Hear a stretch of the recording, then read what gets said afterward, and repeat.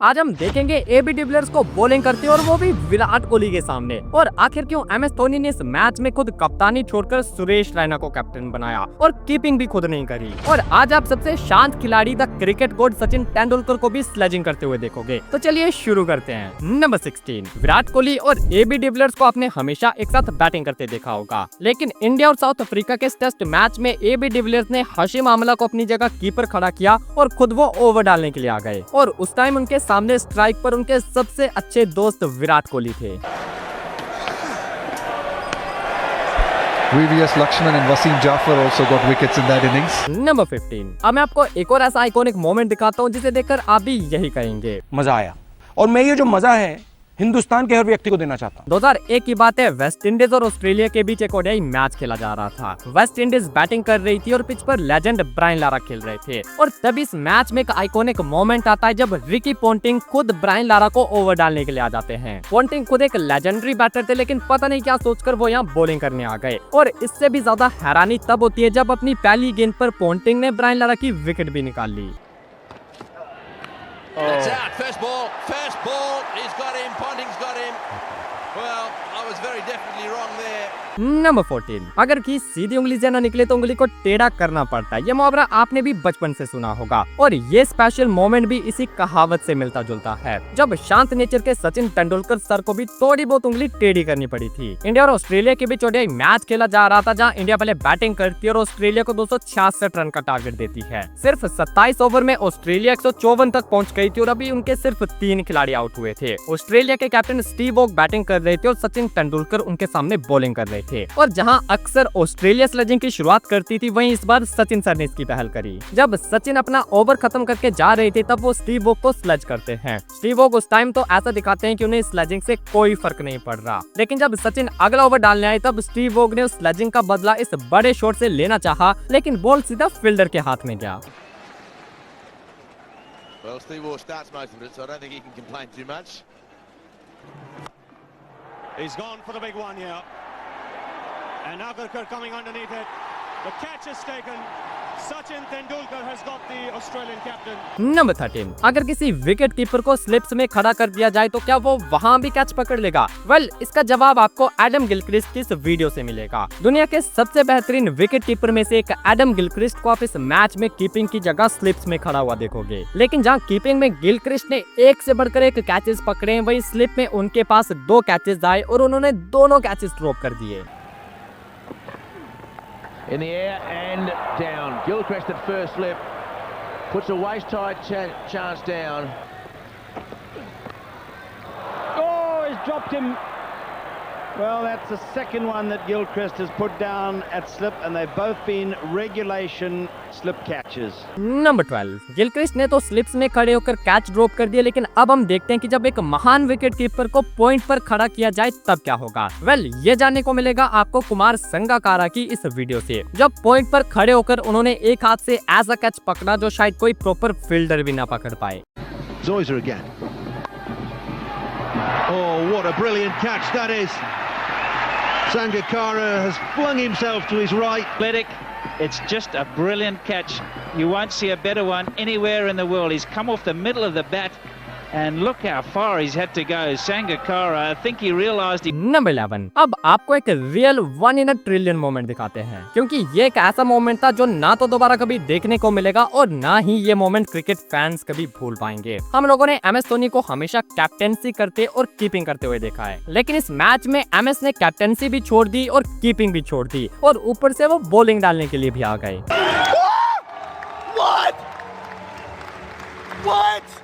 I know, ये सुनकर आपका रिएक्शन भी कुछ ऐसा ही निकला होगा, लेकिन इस मोमेंट की बात करें तो 2012 की चैंपियंस लीग में ये देखने को मिला था, जब सीएसके वर्सेस यॉर्कशायर के मैच में एमएस धोनी ने कप्तानी सुरेश रैना को दी थी। कीपिंग के लिए रिद्धिमान शाह को खड़ा कर दिया और खुद वो फील्डिंग करते नजर आए और साथ ही ओवर डालते हुए भी।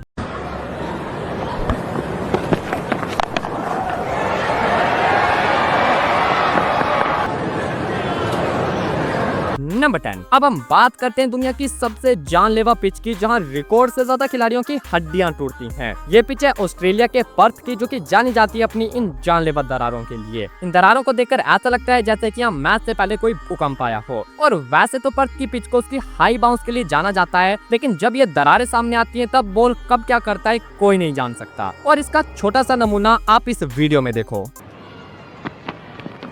Ball in a grubber, that's terrible. Absolutely no chance with that. Look where it pitches, right on the crack, bang. And, well, it hit. Number 9। अगर हम रिसेंट टाइम की बात करें तो बेन स्टोक्स की हेडिंगली वाली पारी को टेस्ट क्रिकेट की सबसे बेस्ट इनिंग के तौर पर देखा जाता है, जब स्टोक्स ने लास्ट विकेट के साथ पार्टनरशिप करके इंग्लैंड को ये मैच जितवा दिया था। लेकिन अब हम एक ऐसी इनिंग देखेंगे जिसके आगे बेन स्टोक्स की ये इनिंग भी पीछे रह जाती है। साल 2002 में इंग्लैंड और न्यूजीलैंड के बीच एक टेस्ट मैच खेला जा रहा था। मैच का चौथा दिन चल रहा था और 550 को चेस करते हुए न्यूजीलैंड के 119 पर 3 खिलाड़ी आउट हो चुके थे। और इसके बाद बैटिंग करने के लिए नेथन एस्ले नाम का ये बैट्समैन आता है। इस बैट्समैन ने अपना एंड पकड़ कर रखा, लेकिन दूसरे एंड से न्यूजीलैंड के विकेट्स गिरते गए और एक टाइम 333 के स्कोर पर न्यूजीलैंड के 9 खिलाड़ी आउट हो चुके थे। नेथन एस्ले अब भी क्रीज पर थे, लेकिन इस मैच को जीत पाना अब पॉसिबल नहीं था, क्योंकि न्यूजीलैंड को अब भी जीतने के लिए 217 रन चाहिए थे और उनका सिर्फ 1 विकेट बाकी था। लेकिन यहाँ से नेथन एस्ले ने जो किया वैसा आप टेस्ट क्रिकेट में शायद ही कभी देखोगे। इस बल्लेबाज ने इस टेस्ट मैच को एक T20 की तरह खेलना शुरू कर दिया और ज्यादा स्ट्राइक अपने पास रखकर हर ओवर में चौके और छक्कों की झड़ी लगा दी। नेथन एस्ले ने सिर्फ 153 गेंदों में डबल सेंचुरी जड़ दी, जो कि आज भी टेस्ट क्रिकेट की फास्टेस्ट एवर डबल सेंचुरी है। इस पारी में एस्ले ने 11 छक्के जड़े थे और लास्ट विकेट के साथ मिलकर 118 रनों की साझेदारी भी करी थी। अनफॉर्चुनेटली 222 के स्कोर पर एस्ले कीपर के हाथों में कैच दे बैठते हैं और उनकी ये पारी न्यूजीलैंड को जीत नहीं दिला पाती है, लेकिन उनके इस फाइट ने न्यूजीलैंड को एक शर्मनाक हार से जरूर बचा लिया था। नंबर 8। अगर किसी खिलाड़ी से उसके कैरियर का सबसे नर्वस मोमेंट पूछे तो शायद हर कोई अपने डेब्यू मैच की बात करेगा, और ऊपर से डेब्यू अगर ऑस्ट्रेलिया जैसी टीम के सामने हो, और वो भी अभी के ऑस्ट्रेलिया नहीं बल्कि अपने पीक टाइम की गैंगस्टर ऑस्ट्रेलिया, तब तो भाई खिलाड़ी की टांगे काम चाहती होगी। अब जैसे कि केविन पीटरसन का डेब्यू मैच देख लो, 2005 के एशेज में इन्होंने अपना डेब्यू किया था, और यहाँ देखो कैसे ऑस्ट्रेलिया के मैगरा ने पीटरसन को उनकी पहली पारी के अंदर ही उनके घुटनों पर ला दिया था।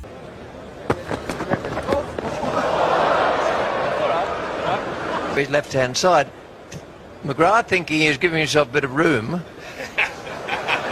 Has given him a bit more. हालांकि केविन पीटरसन की टांगे यहाँ भले ही कांपी होंगी, लेकिन वो भी पूरी तैयारी के साथ आए थे और 50 के साथ उन्होंने अपने टेस्ट कैरियर की शुरुआत करी थी। Half century in his debut test match. Number 7। आपने कई बार खिलाड़ियों को अजीबोगरीब तरीकों से रन आउट होते हुए देखा होगा, लेकिन शर्त लगाकर कहता हूँ कि इस वाले के आगे आप सब भूल जाओगे। ये बैट्समैन है न्यूजीलैंड के शेन थॉमसन, जो कि साउथ अफ्रीका के अगेंस्ट इस बॉल को बड़े आराम से डिफेंस करते हैं और थोड़ा शो ऑफ करने के लिए वो अपने पोज को भी होल्ड करते हैं, लेकिन उनसे गलती ये हो जाती है कि इस पोज को होल्ड करते हुए वो अपने पैर को क्रीज के बाहर ले आए। यही गलती उनके इस शो पर भारी पड़ गई और उन्हें रन आउट कर दिया गया।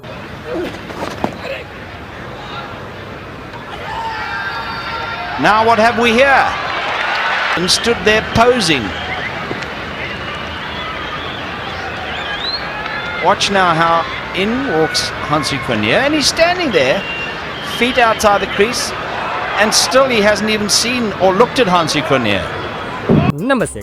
क्या आप जानते हैं कि राहुल द्रविड़ एक बार इंडिया को छोड़कर स्कॉटलैंड की तरफ से खेलते हुए दिखाई दिए थे। ये बात है साल 2003 की, जब राहुल द्रविड़ ने स्कॉटलैंड के लिए 12 मैचेस खेले थे। हालांकि ये कोई इंटरनेशनल मैच नहीं बल्कि स्कॉटलैंड की डोमेस्टिक लीग थी, और स्कॉटलैंड में क्रिकेट को बढ़ावा देने के लिए राहुल द्रविड़ को उन्होंने अपनी टीम में शामिल किया था। नंबर 5। अब आपको एक ऐसा लवली मोमेंट दिखाते हैं जिसको शायद आप बार बार देखना चाहोगे। हमेशा से क्रिकेटर्स और एड्स का एक फनी रिलेशन रहा है, क्योंकि हमारे बेचारे क्रिकेटर्स एक्टिंग नहीं कर पाते और उनकी एड्स देखने में काफी फनी लगती हैं। और उन्हीं में से एक ये वाली एड थी जिसमें MS धोनी, विराट कोहली और सुरेश रैना को फीचर किया गया था।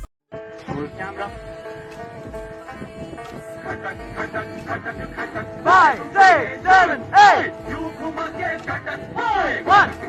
3 नंबर 4। अब हम देखेंगे कि जब अपनी पीक पर चल रहे डेल स्टेन का सामना था एलियन AB डिविलियर्स से हुआ तब क्या होता है। ये मैच IPL 2012 का है, जो कि RCB और डेक्कन चार्जर्स के बीच खेला गया था। मैच के आखिरी 3 ओवर बाकी थे और RCB को जीतने के लिए 39 रन चाहिए थे। ओवर डालने के लिए डेल स्टेन आते और उनके सामने उन्हीं के national teammate AB de Villiers strike पर थे। डेल स्टेन ने पहली गेंद 147 की स्पीड से लेंथ पर हिट करी, लेकिन एबी डिविलियर्स ने ना जाने कैसे उस बॉल को मिड विकेट के ऊपर से छक्का मार दिया। इसके बाद स्टे ने दूसरी गेंद जड़ में यॉर्कर डाली, लेकिन एबी उसे भी बढ़िया टाइमिंग के साथ लेग साइड की तरफ खेल देते हैं। यहाँ फील्डर की जबरदस्त फील्डिंग के चलते चौका तो नहीं मिलता, लेकिन 2 रन लेकर एबी फिर से स्ट्राइक पर आ जाते हैं। अब तीसरी गेंद स्टे ने स्लोअर वन डाली, लेकिन एबी ने उस पर भी अपना बैट घुमाकर डीप मिड विकेट पर चौका मार दिया। डेल स्टेन भाई हैरान थे, क्योंकि वो उस टाइम अपनी पीक पर थे और उन्हें डोमिनेट होने की बिल्कुल भी आदत नहीं थी। स्टेन ने अगली बॉल डालने से पहले बॉल को थोड़ा सुखाया और फिर ये बॉल एक परफेक्ट यॉर्कर भी डाली, लेकिन इसी बॉल पर एबी डिविलियर्स का सबसे बेहतरीन शॉट भी आता है, जहां वो इस यॉर्कर को ऑफ साइड के ऊपर से छक्का मार देते हैं। और डेल स्टेन की स्माइल बता रही थी कि इसमें बॉल की कमी नहीं बल्कि बैट्समैन की प्योर स्किल है। स्टेन ने अगली बॉल डालने के लिए फिर से अपना रनअप लिया और इस बार एबी ने चहलकदमी करके इस बॉल को स्कूप किया और चौका जड़ दिया। अब आखिरी बॉल से पहले ना चाहते हुए भी कैप्टन संगाकारा को डेल स्टेन से बात करनी पड़ी। लास्ट बॉल पर एबी ने सिर्फ सिंगल लेकर स्ट्राइक अपने पास रखी, लेकिन 23 रनों के ओवर को डालने के बाद डेल स्टेन खुश तो बिल्कुल नहीं दिखाई दे रहे थे। नंबर 3, अपने पैर पर कुल्हाड़ी मारना ये एक ऐसी कहावत है जो अक्सर क्रिकेट के मैदान पर भी देखने को मिल जाती है, और इसका एक छोटा सा डेमो आप वेस्ट इंडीज और न्यूजीलैंड के बीच हुए इस टेस्ट मैच में देखो, जहां क्रिस गेल का एक छक्का वेस्ट इंडीज की हार का कारण बना था। यह बात है मार्च 2006 की, जब न्यूजीलैंड और वेस्ट इंडीज के बीच टेस्ट मैच चल रहा था और वेस्ट इंडीज को मैच जीतने के लिए सिर्फ 291 रन का टारगेट मिलता है। वेस्ट इंडीज के ओपनर इस टारगेट को आसानी से चेस करते हुए 94 रन जोड़ देते हैं, लेकिन तभी क्रिस गेल ने ये छक्का मारा जिसने बॉल गुम कर दिया। काफी ढूंढने पर भी बॉल नहीं मिलता, जिसकी वजह से अंपायर ने नया बॉल मंगवा लिया, लेकिन ये जो बॉल था इसकी कंडीशन काफी न्यू थी और जो बॉल गुम हुआ वो पुराना हो चुका था, और इस बॉल की वजह से मैच पर कोई असर न पड़े इसलिए अंपायर ने एक अलग सी तिकड़म लगाई। अंपायर ने इस बॉल को कंक्रीट पर रगड़ना शुरू कर दिया, जिससे कि इस बॉल की कंडीशन थोड़ी पुरानी हो जाए, लेकिन अंपायर शायद ये नहीं जानते थे कि इसकी वजह से वो मैच का पूरा रुख बदल देंगे, क्योंकि बॉल रगड़ने से वो रिवर्स स्विंग होने लगी और इसका फायदा न्यूजीलैंड की टीम ने बड़े अच्छे से उठाया और बॉल सीधा शेन बॉर्न को थमा दिया, और फिर शेन बॉर्न की गेंद जो लहराई तो वेस्ट इंडीज जो की जीत की तरफ बढ़ रही थी वो बुरी तरह से कोलैप्स हो गई और ये मैच एंड में न्यूजीलैंड ने अपने नाम कर लिया। नंबर 2, अब हम देखेंगे कि जब एमएस धोनी अपनी पीक पर थे तब वो क्या क्या कर सकते थे। ये मैच चैंपियंस लीग के 2013 सीजन का है, जो कि सीएसके और एसआरएच के बीच खेला गया था। सीएसके फर्स्ट इनिंग में बैटिंग कर रही थी। क्रीज पर एमएस धोनी और सुरेश रैना की जोड़ी थी। इस पारी का 18वां ओवर डालने के लिए आते हैं थिसारा परेरा। धोनी स्ट्राइक पर थे और परेरा की पहली गेंद सीधा उनके स्लॉट में गिरी, जिस पर धोनी ने अपना हेलीकॉप्टर घुमाया और पहली बॉल पर उन्हें छक्का मिल गया। दूसरी गेंद पर एमएस ने दुक्का भागा और तीसरी गेंद के लिए वापस वही स्ट्राइक पर थे। तीसरी गेंद लो फुल टॉस होती है और धोनी ने घुटना टेककर स्क्वायर लेग के ऊपर से इस ओवर का दूसरा छक्का जड़ दिया। इसके बाद परेरा ने चौथी गेंद एक बढ़िया लेंथ पर हिट करी, लेकिन धोनी के इस इनसाइड आउट शॉट ने उसे भी छक्के के लिए भेज दिया और अब 4 गेंदों में 3 छक्के हो चुके थे। 5वीं गेंद पर छक्कों की काउंटिंग 4 हो जाती है, जब परेरा इस गेंद को सीधा धोनी के स्लॉट में डाल देते हैं और धोनी ने full swing of the bat के साथ इस बॉल को 101 मीटर दूर मार दिया। इसके बाद ओवर की आखिरी गेंद परेरा ने बाउंसर मारने का सोचा, लेकिन एमएस के बैट से आज बॉल लगने के बाद सीधा बाउंड्री के पार गिर रहा था और यहाँ भी एमएस धोनी ने इस अपर कट के साथ इस ओवर में 5 छक्के जड़ दिए थे। Dhoni goes big. He's picked a spot. Oh, goes inside out. He's dealing in sixes at the moment. Middle leg. Massive. This is the biggest. To go now. Oh, cheeky. Now, did that hit the rope on the full? Number 1, यहाँ भी हम एक और MS Dhoni moment को देखने वाले हैं और इस बार धोनी ने अपनी बैटिंग में नहीं बल्कि कीपिंग में कमाल किया था। आप में से बहुत कम लोग ये जानते होंगे कि वर्ल्ड की फास्टेस्ट स्टंपिंग का रिकॉर्ड एमएस धोनी के नाम है और ये वो स्टंपिंग थी जब एमएस धोनी ने कीमो पॉल को स्टंप करके ये रिकॉर्ड सेट किया था। अब ये स्टंपिंग कितनी फास्ट थी और इसमें कितना टाइम लगा था वो आप इस वाली वीडियो में देखो, जिसमें एमएस धोनी की एक नहीं बल्कि कई सारी जबरदस्त स्टंपिंग शामिल है।